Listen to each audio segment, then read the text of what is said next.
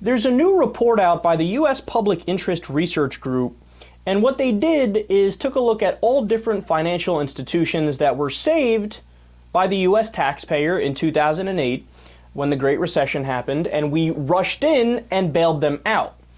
Now, you guys know we were incredibly critical of those bailouts on this show because the companies that got our money turned right around and paid bonuses to the executives that presided over the crash and oversaw all the bad decisions that led to the companies failing in the first place. Okay, not only should those guys have not gotten bonuses, they should have been fired.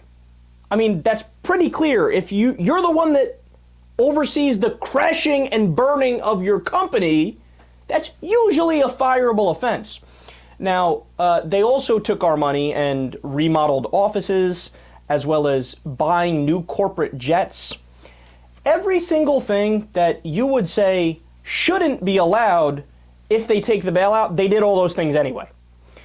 So, not surprisingly, that is just the tip of the iceberg. According to this report, we learned that in 2012 alone, Citigroup held $42 billion in offshore accounts to avoid taxes.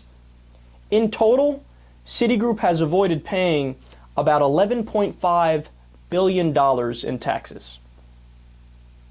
Now, isn't that funny? When they need the government, we rush in and bail them out to save them. But when the government needs them to do what everybody else does, by the way, which is pay taxes so that we can afford roads and bridges and the military and the FDA, et cetera, they shove their money in the Cayman Islands. They're like, ha ha ha, yeah, okay, you need us. Oh, that's rich, that's a good one. Yeah, no, you have to be there for us, but us being there for you, fuck out of here. We're not in that business. We're in the business of being completely greedy and screwing over you guys. Look, man, anybody who thinks there's not a two-tier justice system in the U.S., where one is for the rich and the rest is for everybody else, the other one's for everybody else, they're just not paying attention. So this is another example.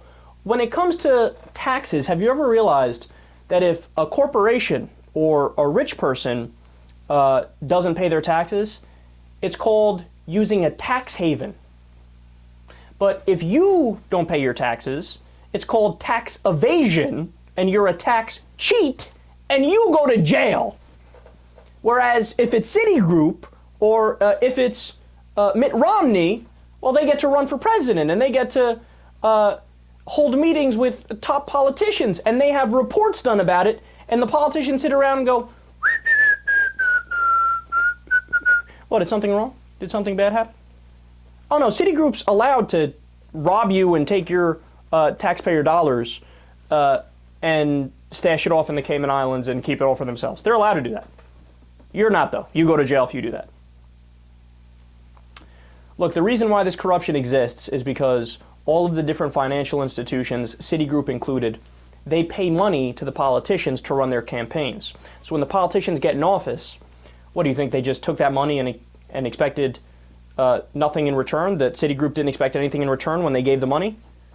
No, the politicians knew when they took the money, okay, when I get in office, I look out for them. So yeah, we'll bail them out, even if they want to get corporate jets and pay out bonuses to people who suck at their job or want to shove money in the Cayman Islands or Bermuda or wherever. Go right ahead. You paid me, so I work for you. I don't work for the American people. It's a sick system and it needs to change immediately.